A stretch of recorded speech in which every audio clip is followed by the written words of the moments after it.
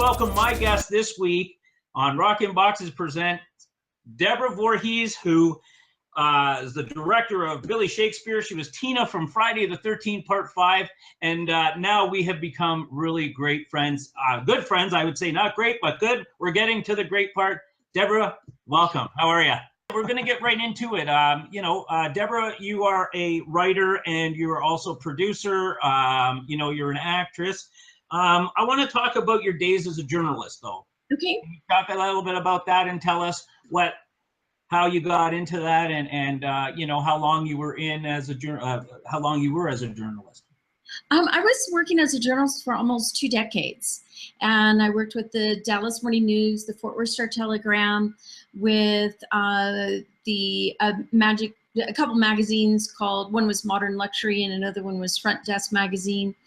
It was a really wonderful time in my life. I got to interview amazing people. It was an exciting thing to be able to know that you could pick up the phone and say, "Hi, this is Deborah Voorhees from the Dallas Morning News," and you were going to get a call back. And I always felt so blessed with the people who would tell me their stories. And what was the best story or the most interesting? Gosh, I read a few. There's a lot. How about the psychiatric one there? Yeah. The psychiatric patient was really interesting. He was schizophrenic, and he actually killed his grandmother, which is why he was in the psychiatric home. And trying to interview him was really interesting because you would ask one question, and he would start out here and go in a circle.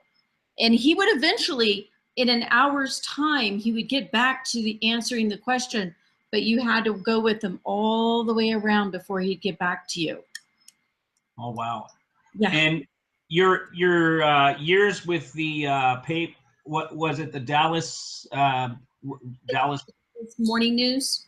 The Morning News. So were you on television, or were you just would you do these interviews, go back and edit and do all that kind of stuff? It's a newspaper, so print work. The old All right. So I'm going to move out of that a little bit, just going in from being, because I mean, more so now you are an actress and a writer, producer, and doing that, making that transition from the being a journalist, going into a writer, editor, filmmaker.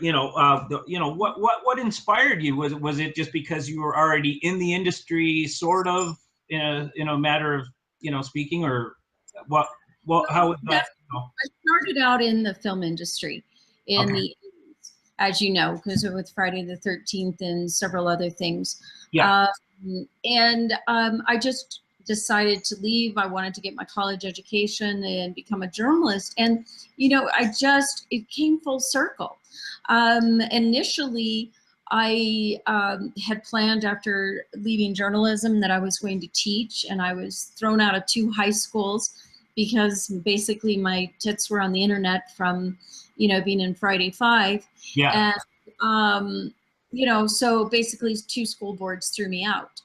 And of course, at first it was upsetting, but it became the best thing that ever could have happened, because it took me back to my roots, back to the film industry, which I had been all those years writing film scripts. And then I met a young man by the name of Philip David Collins, and he said, you can make this film yourself. I was like, oh, yeah, I can. And so it happened. And so, several years later, I feel like I've been spending the last 5 years putting myself through film school. And because I have several things under my belt now, and I'm about to make my horror comedy, which is specifically for my fans, the people right here now. It's for them. And this is your this is your new film coming up, right? The List? Yes. Yes. Okay. You like the horror comedy kind of style. Was there shows like, it was like what, Dead Like Me was one of them, maybe 6 Feet Under. Did you get inspired by any of these kinds of shows? Or I'll tell you my inspirations. Edgar Wright, Shaun of the Dead. Shaun of the Dead, yeah. Yes, Right. huge influence. John Waters, Serial Mom. But also I wanted to bring in some of Hitchcock's Psycho. And Right. also even some of Mel Brooks' Young Frankenstein feel. So think of, you know, the dark shadows and some of the mystery that comes with like Psycho, but then add in some of the fun, kitschy humor that comes with like Shaun of the Dead. Right, right. And when it came, when you actually sat down and came up with ideas, did you pinch ideas from here and there on all these different films? Or, I mean, do you have a great creative mind that you're able to come up with, you know, the ideas that you'd have for your films? Is, you know, for Well, what the ideas is the one thing that I am not short of. I have more ideas than I can ever do in a lifetime.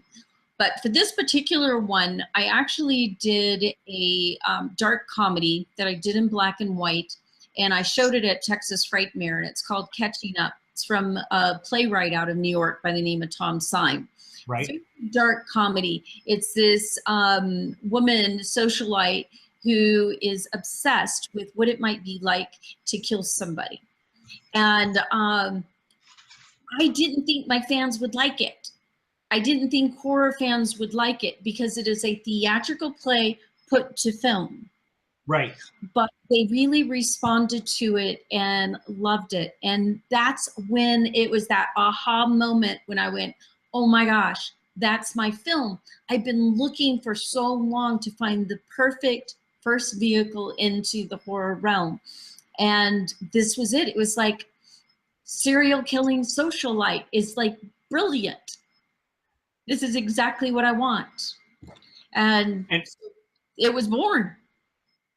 And from the indie films that you've done, like, I mean, or, you know, do you find, because you were in Friday the 13th Part 5, so what I'm trying to get at is, do you think the films are better indie compared to a Hollywood production? I mean, is there a lot more that goes into an indie film compared to a Hollywood production? I mean, that's an interesting question. You know, I think it really depends on the individual film. There's some fabulous Hollywood films and there's some fabulous indie films.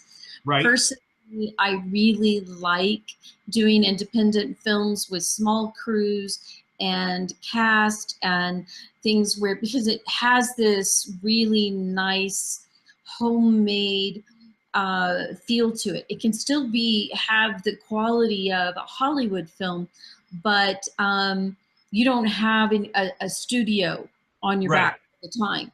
You're making decisions, and of course, when things go wrong, they go wrong, but you are also there to make it go right. And there's something brilliant about being able to dig yourself out of your own hole, you know?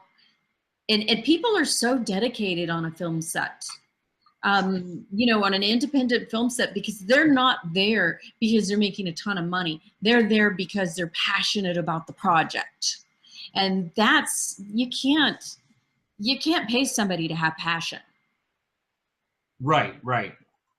And when you're doing your indie films, do you reach out to, you know, the community with GoFundMe's or anything like that? I've done both Kickstarter and Indiegogo. Both. Okay. Mm-hmm. Yeah. And turn around.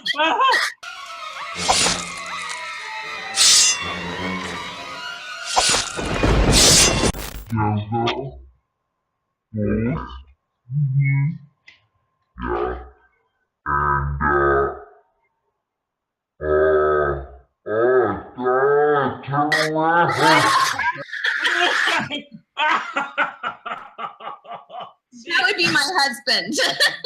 Oh my goodness. Psychotic. Oh my God.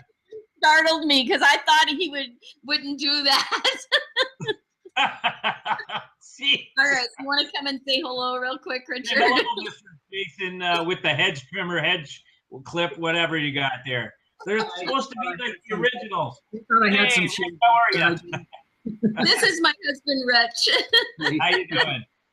Good, How good. you doing? It's Rich Voorhees. Oh. Voorhees. Actually, I'm the Voorhees in the family. I kept my birth name. Oh yeah, right. Oh, so that's a good segue into my next question with regard to the Voorhees coincidence. I mean, how were you selected for Friday?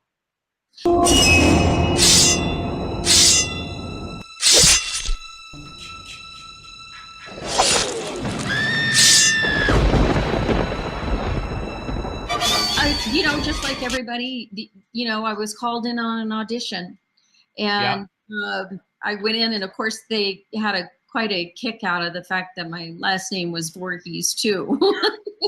So, but yeah, like they say. I ended up actually going in for three different occasions because initially the role of Tina had already been cast. And but the director was looking for somebody who really understood Tina. The other actresses were playing the role as though they were angry when he comes to want to take her into the woods. And I guess I was the one, I knew you weren't going to be mad at your boyfriend because he wants to go in the woods. That's like cool. You know? You might be trying to say no because don't want to get into trouble, but you know, ultimately no woman is upset when her boyfriend wants to spend time with her. and do you keep in contact with John Dixon? Do you see him? I see him now and again on Facebook, and we've certainly said hello there, but no, I haven't seen him in real life since then. Oh yeah, and he doesn't do the horror circuit, con circuits kind of thing, eh? You know, I don't know the answer to that question. As far as I know, he doesn't. But you know, I've only done my second one just this last year, so you know, it's not like I would necessarily know. Yeah, I guess not. When you do the horror cons, what's that experience like? Tell people. It was just so much fun. I've always I love to meet new people. And that was one of the great things about being a journalist is meeting, you know, all these wonderful people. And, you know, I mean, you just have all these people and they're so respectful and so nice, and they come by and say hello to you and visit with you, and they introduce you to your kids and their family. It's fun. You know, it's just so nice. So I wanted to come back a little bit on your indie films. So you said you did Kickstarters and you've done GoFundMe's, but have you got anything out there right now that anybody can go to for, well, let's talk about the list. Okay. Well, the list, as you might imagine, it's what I'm most excited about because it's just starting. Right now, I am doing this for horror fans. It is their film. And so I'm taking them on the entire ride from the very beginning, from starting it, pre-production. Right now we're in pre-production, and I'm going to take them all the way through finishing writing it to the actual production, editing, and the release of the film. We're going to have all kinds of contests. The biggest one is the chance to be killed in the film. And that one I'm super excited about.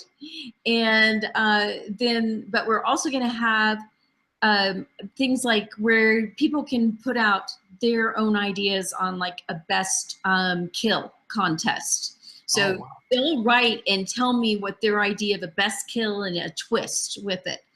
And it'll be a first, second, and third prize. And if it ends up being used in the film, you'll get film credit. And of course, if you're killed in the film, you'll get film credit too. You'll be a part of the cast. So that is so cool. Yeah, we're going to do all kinds of different things and just lots of fun. This is the first live chat. Oh no, that's awesome. And so you have an email list of people can join, right? That they can Mhm. join and get in on this, and they get Right. points. Yes. Oh, yes. And you get participation points. So, like, if you're on the email list and Right. you're here tonight, you get extra points. So, let's say everybody who gets on the email list, let's say all the names, they go into a hat, Yep. and then anybody who shares something of mine, or joins in on a chat, or joins in on one of the other competitions, then you get your name put into that hat again. So if you participate 9 times, you get in the hat once for signing up, and then 9 more times for helping and being, participating in what we're doing.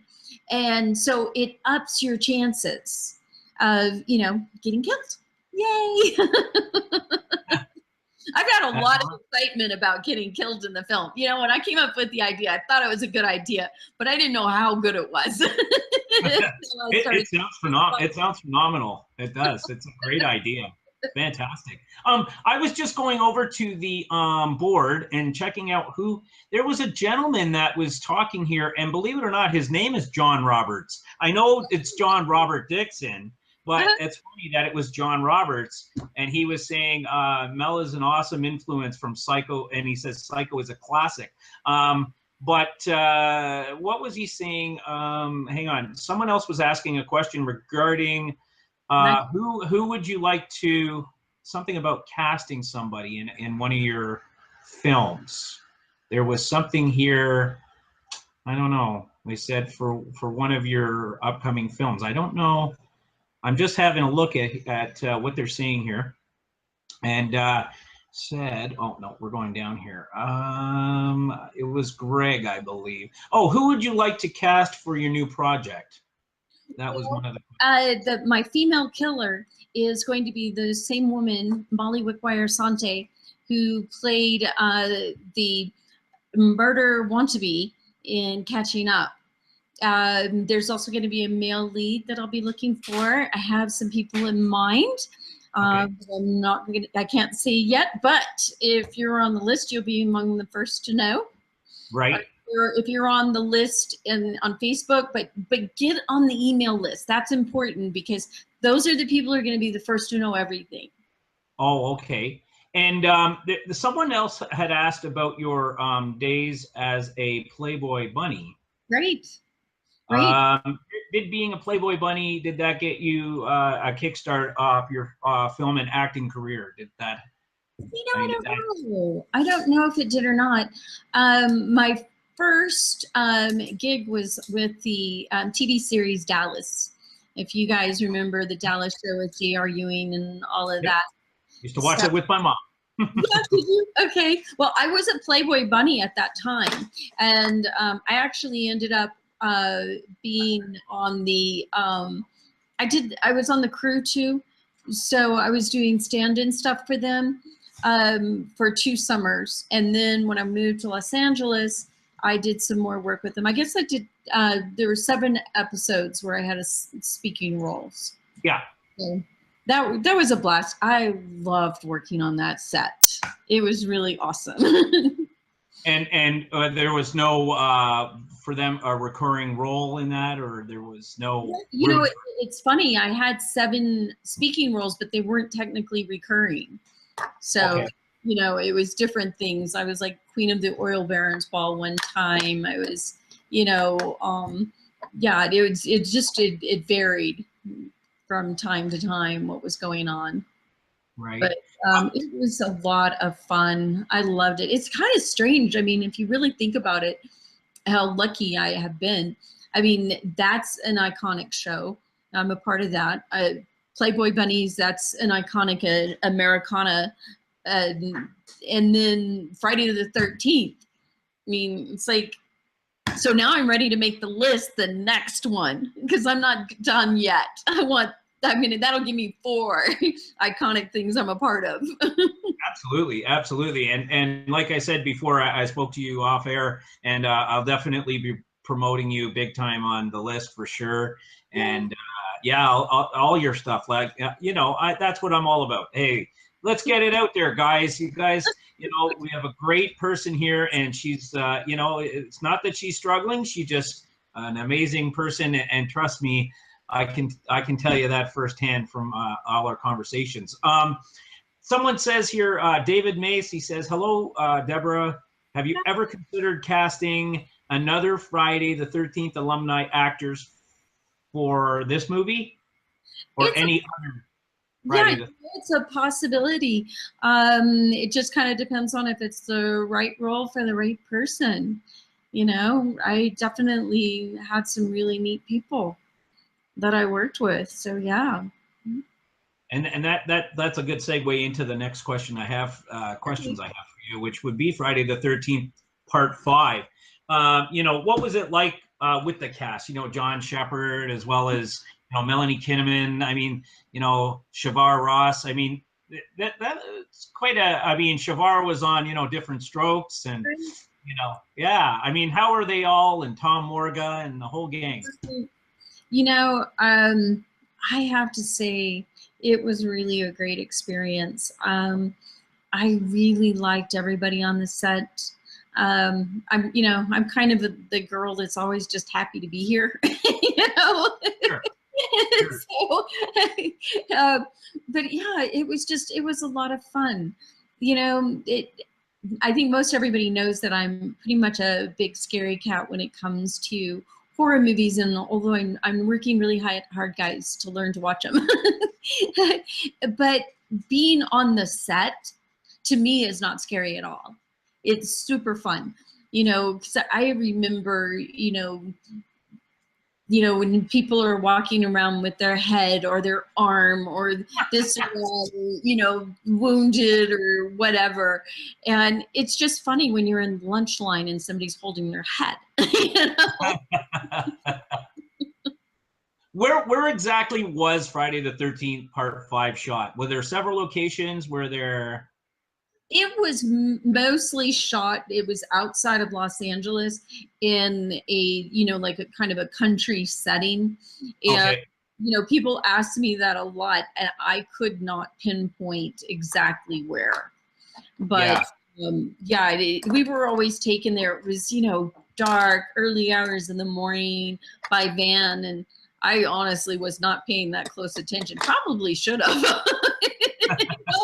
Like, okay, is it safe? For sure. I had the opportunity to interview Tom when he was here in Niagara Falls, and Tom Morga. And you know how Roy came in and played the extra part as Jason after Shelley had gotten chopped up. And itty bitty pieces, my friends. That lady, oh man, that lady in the movie, you just wanted to kind of punch her in the throat. Not for real in person, but she just had that. Oh, you're such a Right. And she was so mean to the patients, and I'll get each one of you. And I remember when you guys came, they're screwing in the woods, and you come running out of the cop car, and Eddie was like, yeah, oh my gosh. So, I mean, like you said, you had so much fun. Were there any takes in particular that kind of got ruined, or you guys had to keep taking them over because you couldn't stop laughing for that Ethel scene or whatever it was that was going on, Well, the Ethel scene, there was a few laughs that, I did take that a few times because, that was, but no, it, unless you're the director or the editor, you actually don't know what shots didn't work. So, other than if the director says, because sometimes, Danny, I know on the scene in the woods, that one took a while, but we had to shoot both the film version and the television version. And so that takes a while because you have to have,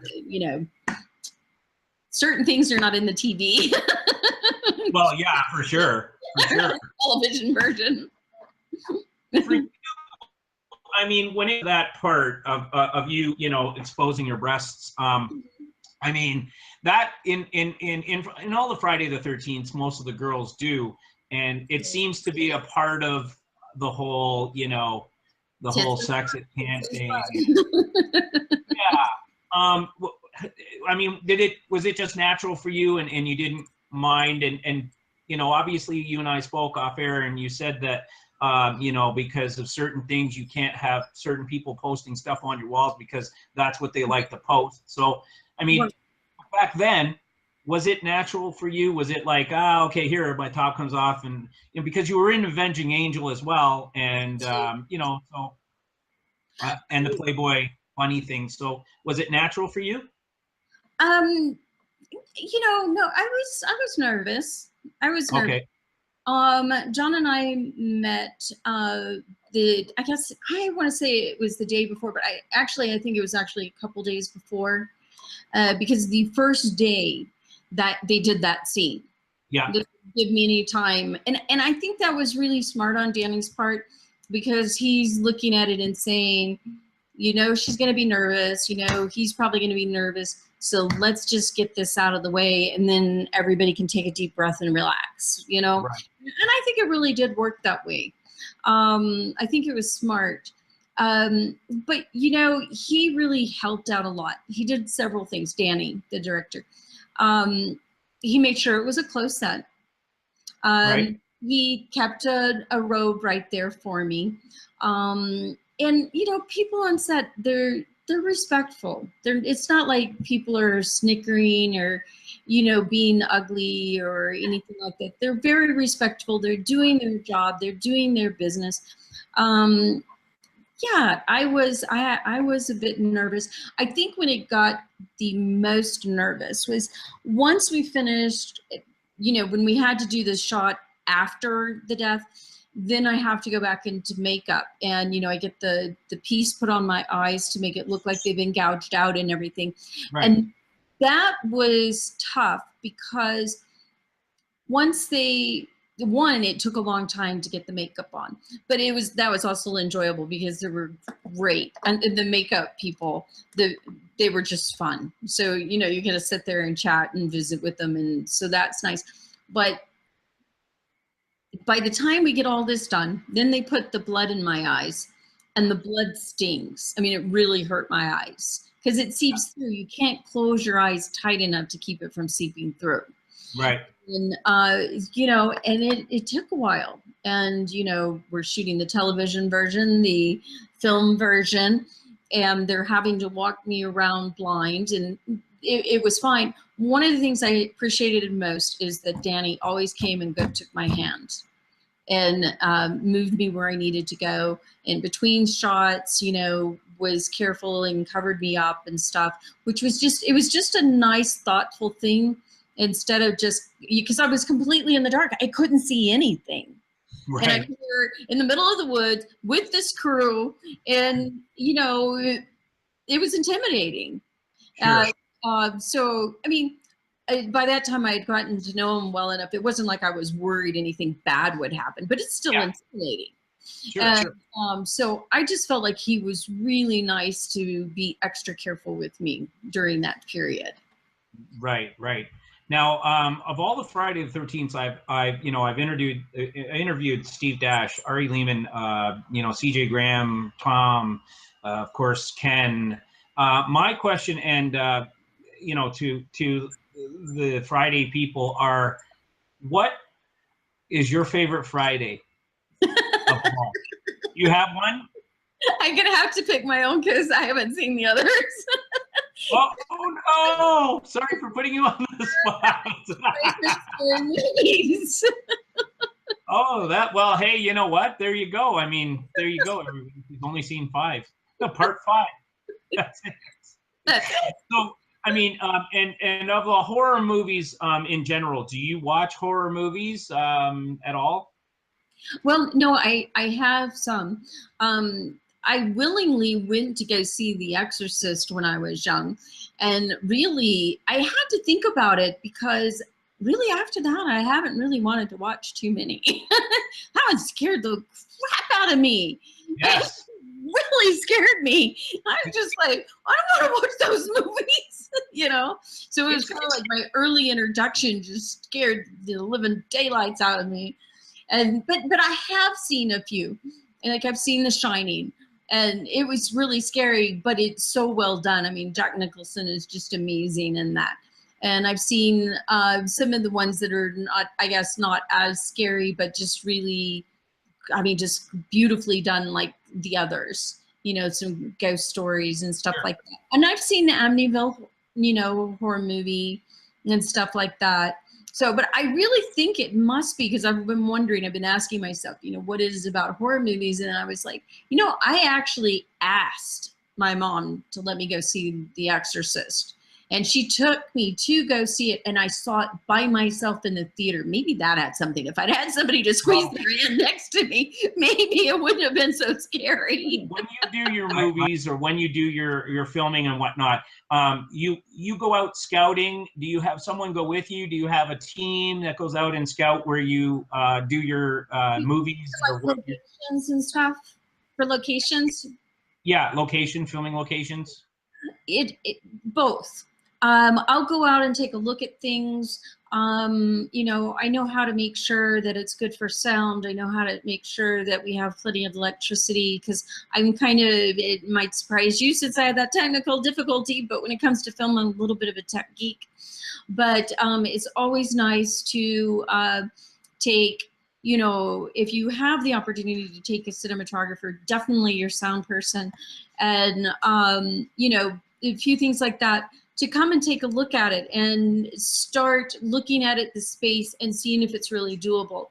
If it's space with a lot of echo, forget it. I'm not even going to bother to bring my crew with me. But if I find something that I think will work well, then I'll bring them in and say, what do you think? How could we like this? Where can we hide these lights? What can we do? What are the possibilities? And, you know, just to have everybody triple check issues that might come up. You know, if you don't have enough power, electrical power, obviously that's huge. And you don't want to be worrying about having a generator, because, I mean, the really good generators that don't make any noise and stuff, they're expensive. And so it's best just find that location that's nice and quiet. Of course, you don't want anything if it's going to be having a lot of airplanes and stuff going over, a lot of traffic going on around you. You want all of that taken care of, especially in an indie film, because there's no time to, you can't wait for the traffic to stop. And, you know, hiring police to stop the traffic for you isn't always an option. Right. So. And I don't know if a lot of people know what area you're in, and you don't have to say, but when where around you live, do you try and stay in that area, or will you even go out of state? Or I am more than happy to shoot anywhere. I absolutely love where I am. I'm in the southern New Mexico area, and in the Rio Doso. I'm in the foothills of the Sierra Blancas. In fact, right now, in front of me is this beautiful mountain range right here. Right here to this side is another beautiful mountain range. It's absolute paradise where I live. And so anytime I can shoot in my own back door, I'm telling you what, this is like the perfect spot for another Hollywood. I would love to have my own studio here, because I can make so many kind of films here. Within 20 minutes of my house, I can go from desert to mountain hills to ponderosa pine. You know, I have lakes. I can make it look like I traveled across the United States and not leave my back door, which is just amazing. And it's perfect for anything from a Western to, you know, like this horror comedy to, you know, a scary movie, a ghost story, you know, Badlands kind of thing. It's perfect for so many drug cartel. I mean, I got tons of movies I can make here. Somebody says here, Glenn says, necessity is a mother of invention. This is absolutely true. That's you know, that's really one of the brilliant things about doing independent filmmaking, because when you're slammed against the wall and you don't have all the options in the world, it forces you to make some really fabulous creative decisions to get what you need done. Right. And that's brilliant. Right, that's for sure.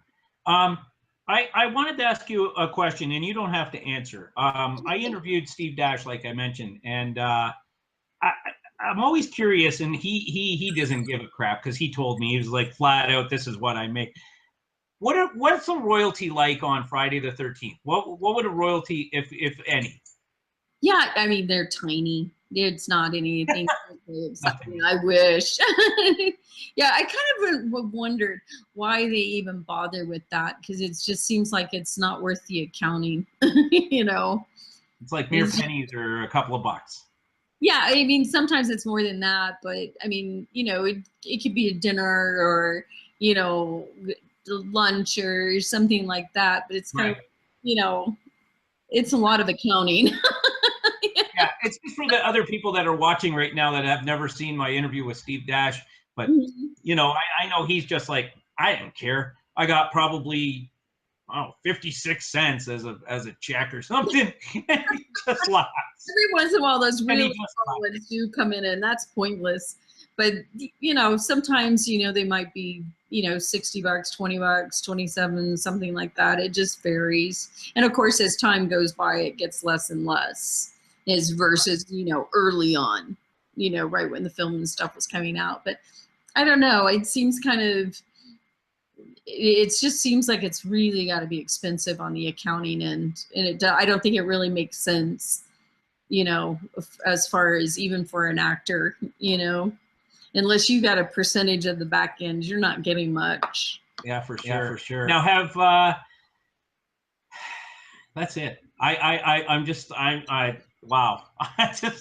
I'm breathtaking. I can't believe that I'm actually talking to, you know, you live here. And a lot of people, it's not that I'm starstruck. It's just the point that when I was a kid, you know, going to the movies and, you know, you seeing, you know, I told you, I think Friday the 13th Part 2, you know, was one of the movies I actually snuck into as a kid, and I shouldn't have. And then from there, I got in when I saw Part 3, Part 4, and then when it hit Part 5, obviously my buddy and I, we made it a thing at 4, 5, 6. You know, we were old enough to finally go to the movies. But it's amazing to sit here and just, you know, talk to somebody. And that's this whole world of social media, which is great. It's now accessible to people like us that, you know, watched you guys on the big screen, and it's pretty exciting that you actually get to, you know, interact. You know, love the new technology where you get to actually know who your fans are and know who likes horror. It's fun. You know, I think the old model where you only talked to a newspaper, you talked on a news show, you didn't really get to know who the people were that were interested. Right. And this new model where we can do something like this and have people right there, that's terrific. Yeah, and you do it right from your own home, and that's what I tell all the celebs at the cons. I'm like, we can do this on the net, right from your own living room, wherever you sit, and they're like, what? You can? Yeah, it's awesome. Yeah. I'm sure you've Skyped with your friends. It's the same deal. It's just that, you know, and so over here. Sorry, go ahead. But you're connected still with other people. It's not just the one person. Oh yeah, no, for sure, for sure. This gentleman, I'm sorry, I was just paying attention to what Clint Naramore. He says, God, I can tell you from experience and talking to Deborah that her heart is in the right place with the new movie, and she is so gracious with it, including us. There you go. So. Oh, thanks. Does anybody have any questions? Yeah, there is. Glenn wants to know the email address for the list.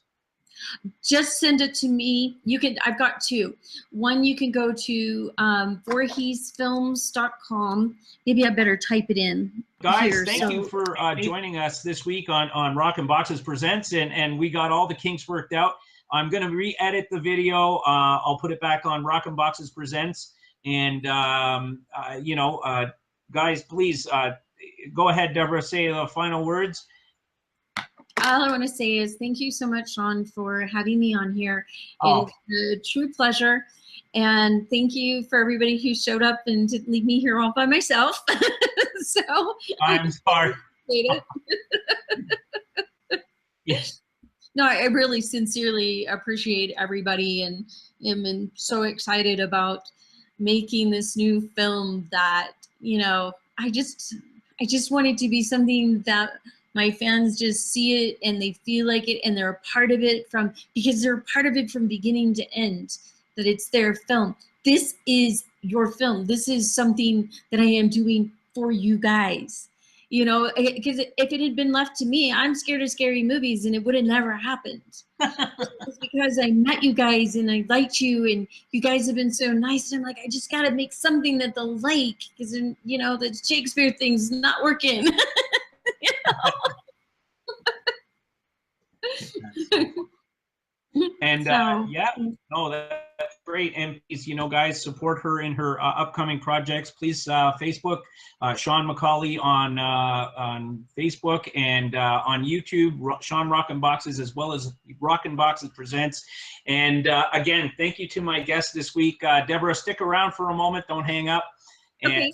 And we will definitely find out about the list. Once the list is come to a halt or whatever, when do you expect that to come to you know, an end? Okay, that's a very good question. I am working out the details, and that'll be part of what I'm going to be announcing. So I don't want to make any statements yet because I'm still putting the puzzle pieces together. So bear with me. The news is coming. Sign up and you'll be the first to know. Perfect. So sign up, get on that email list, guys, and I will definitely have that link posted whenever this is re-edited. Guys, thanks again. Deborah, you're a pleasure. You're beautiful. You're awesome. You got great work. Great individual. Just amazing all around. Everything. You guys like my next one? Fingers crossed. Guys, let's push it out there. Let's push it out. We got to get it out. Come on. Woo! All right.